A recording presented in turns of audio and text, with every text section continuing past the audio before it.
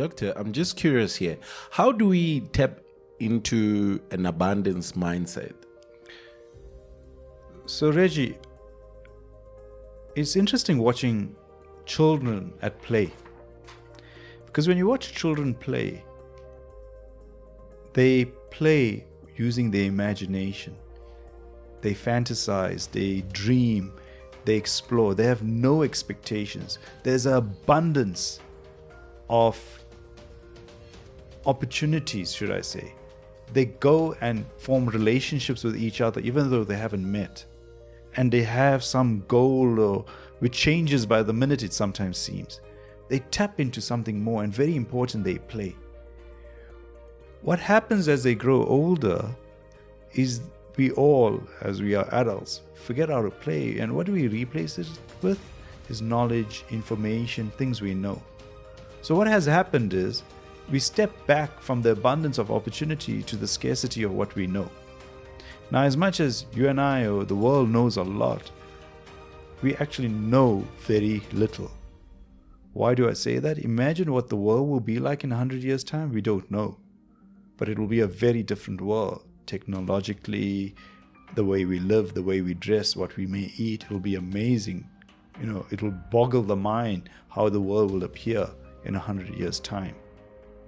So if you look at it just 100 years from now, what we know is actually scarce to the abundance of information, knowledge, and let's call it wisdom that will exist in 100 years' time. But what we do is we stick to what we know is actually scarce then compared to what we actually don't know. If you take even information or knowledge compared to what was around 500 years ago, is very different to what is existing today. There's an abundance of knowledge. It will overwhelm the mind, overburden the mind that existed 500 years ago, probably make him mentally ill. So we need to recognize, as I said, we need to move from what we know to what we don't know and label and define ourselves by the abundance that exists. And thereby you are tapping into that abundance. Now, something interesting, perchance, once I was traveling through Germany in Berlin on a bus, and the person at the front of the bus said something interesting about Germany. He says, in Europe at the time, we had minimal resources compared to the other countries in Europe. And therefore, Germans had to turn to their knowledge, mental capacity, and develop industries that didn't necessarily exist. Lo and behold, I think currently Germany in Europe has the highest GDP.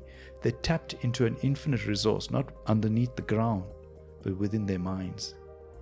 There was an abundance within the mind. In fact, as abundant, as deep as you go, there's still infinite more you and I can achieve in terms of the mind. So what we need to do, and if you look at something interesting, there's been, I was doing some research on displaced societies. That means some groups of individuals or communities that had to leave a country for another country. Or what's interesting is that it hasn't meant, as much as they sometimes left with 2 suitcases and the clothes on their back, and they had to go into exile into another country, as much as it's uncomfortable and no one wants to do that. Many of them, not all, yes, many of them rebuilt themselves at a socio-economic level. How did they? Given they left with nothing, absolute scarcity, because they tapped into abundance that exists. It's fascinating. You hear of these guys who say, put me into a city and I will, with no money, and I will buy real estate, or I'll build myself up at some level. What are they tapping into? The abundance that exists within there. What do they know that you don't know? Sometimes you may know even more than they do, logically and rationally. Are they able to tap into that abundance? They recognize the abundance of opportunities rather than you and I. If we have a scarcity mindset, we usually see an abundance of obstacles. We usually see the blockages, the walls that block us, rather than seeing the gaps or the infinite landscape that exists in terms of opportunities. But yes, as much as you then tap into the imagination, the creativity, the fantasy, the dream, the vision, and you're thinking out there, you have gone beyond the stars, we may argue, in terms of what you're thinking. it's also important that we keep our feet on the ground. So as much as you tap into the universe, you need to have the detail of the atom.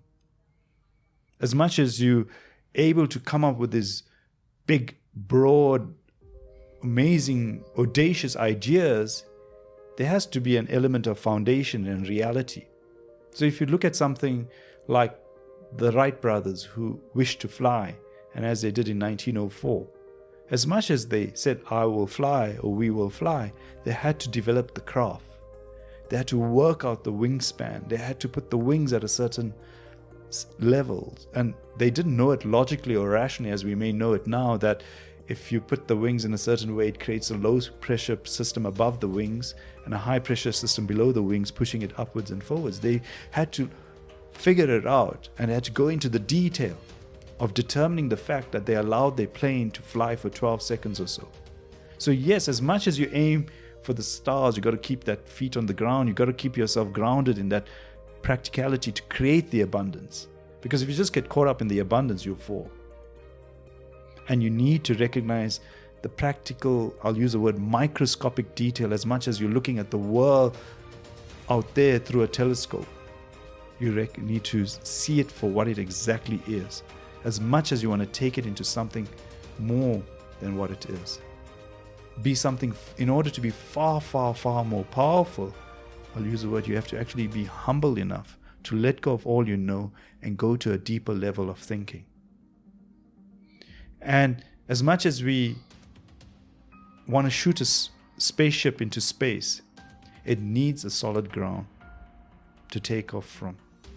It needs all the logic, the rationality of developing the spaceship. And yes, the logic and rationality will change to allow it. If we decide to build a spaceship that goes to Mars, as we endeavor to do with humans in it, it'll have to be a very different spaceship to the one that went to the moon.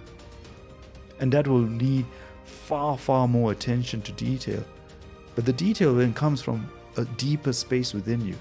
You recognize, as much as you aim for the stars, then yes, it'll recognize that's as high as it goes. You have to go even deeper in your thinking. And that allows us to shift from the scarcity to the abundance. And if we make that our world, it will be a far more powerful world. Why? Because something interesting as a psychiatrist dealing with depression, anxiety, stress, is that generally our mindsets have become so small because we feel that the world has overwhelmed us. We see no doors open. Every door we open or try to open just closes on us or smashes us down, in fact. But then we need to let go of what we know and just tap into, I'll use the word, the faith, the conviction, the hope of something more. And if you open enough doors, one door will stay open and you can walk through. And that therein lies the abundance. Let go of that limited, narrow, scarce mindset. Tap into the abundance and allow that mind then to be a servant to the abundance, not the master presiding over scarcity. And that's what most of us do. At the same time, as we tap into the abundance, we need to let go of the ego that then puts you back on the top, because that will make us fall. And in order to do that, stay humble, stay grounded, stay present, stay in the moment, as much as you want to change the next moment.